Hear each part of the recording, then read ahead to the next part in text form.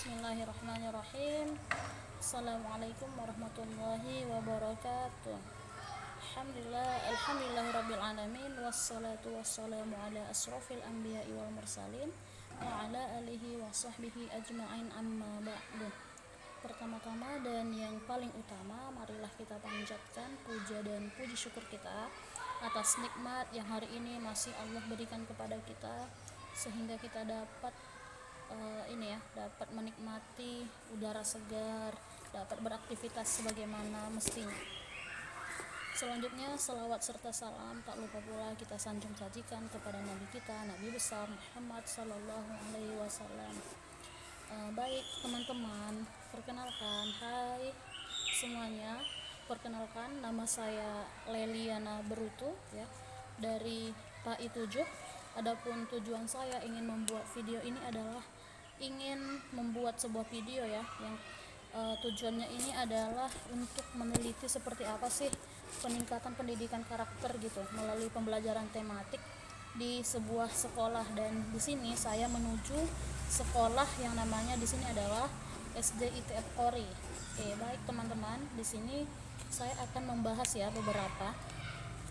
Jadi tadi kita kembali ke tema ya. Temanya itu adalah mengenai peningkatan pendidikan karakter melalui pembelajaran tematik siswa kelas 2 SD ITF Polri. Adapun definisi yang perlu kita bahas di sini ada beberapa mungkin ya, yang menurut saya itu sangat perlu dibahas. Yang pertama itu adalah definisi pendidikan. Apa sih itu pendidikan gitu kan? Jadi definisi pendidikan itu adalah menurut Kamus Besar Bahasa Indonesia ya, atau KBBI ya, bahwasanya definisi pendidikan itu adalah satu sistem evaluasi untuk tiap-tiap individu untuk meraih pengetahuan ya. Jadi ini adalah merupakan satu sistem evaluasi gitu untuk tiap-tiap individu untuk meraih pengetahuan serta pemahaman yang lebih tinggi tentang objek spesifik serta khusus ya. Baik dia tadi spesifik serta khusus. Berikutnya kita lanjut ke definisi yang mau kita bahas di sini, itu adalah tentang definisi karakter gitu. Dan di sini saya mengambil definisi karakter itu berasal dari bahasa Yunani ya. Nah, jadi karakter ini berasal dari bahasa Yunani ya, yang berarti itu karaso, yang berarti cetak biru ya. Format dasar sidik misalnya yang sering kita gunakan itu misalnya kayak sidik jari gitu, itu dasar. Jadi di sini kita kuatkan untuk penguatan karakter tadi ya. Dan di sini kami ada mengambil pendapat ya, menurut Thomas Lickona ya pada tahun 1994 ya, bahwasanya pendidikan karakter adalah pendidikan budi pekerti ya.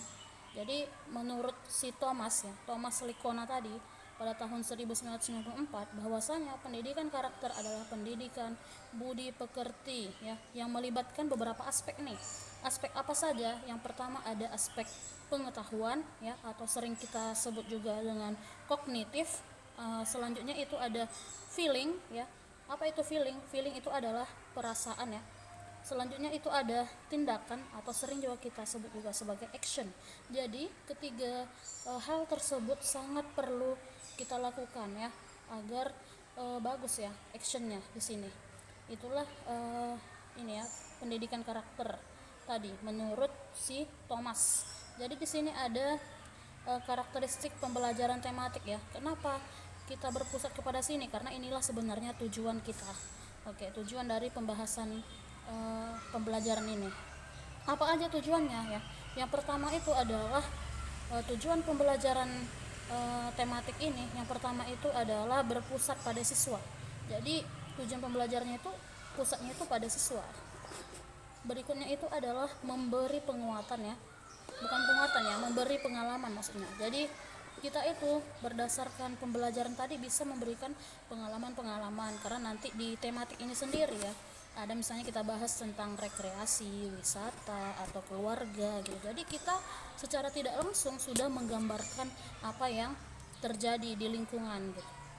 Berikutnya itu adalah pemisahan mata pelajaran ya, yang tidak memang begitu jelas. Jadi tematik itu dia hanya satu buku, tapi dia di situ bermacam-macam pelajarannya. Berikutnya itu adalah menyajikan konsep dari berbagai mata pelajaran. Jadi di sini kita membuat beberapa konsep dalam satu pelajaran. Dan yang terakhir itu adalah hasil pembelajaran sesuai dengan minimal dan kebutuhan siswa ya. Jadi hasil pembelajarannya juga sesuai dengan kebutuhan siswa. Dan poin terakhir yang ingin saya sampaikan adalah di sini mengenai tujuan pembelajaran tematik. Apa itu tujuannya? Yang pertama itu adalah meningkatkan pemahaman konsep yang dipelajari secara lebih bermakna. Jadi pembelajarannya lebih bermakna. Berikutnya itu adalah mengembangkan keterampilan mahasiswa. Dan poin terakhir yang ingin saya sampaikan adalah di sini mengenai tujuan pembelajaran tematik. Apa itu tujuannya? Yang pertama itu adalah meningkatkan pemahaman konsep yang dipelajari secara lebih bermakna. Jadi pembelajarannya lebih bermakna. Berikutnya itu adalah mengembangkan keterampilan menemukan, mengelola, dan memanfaatkan informasi.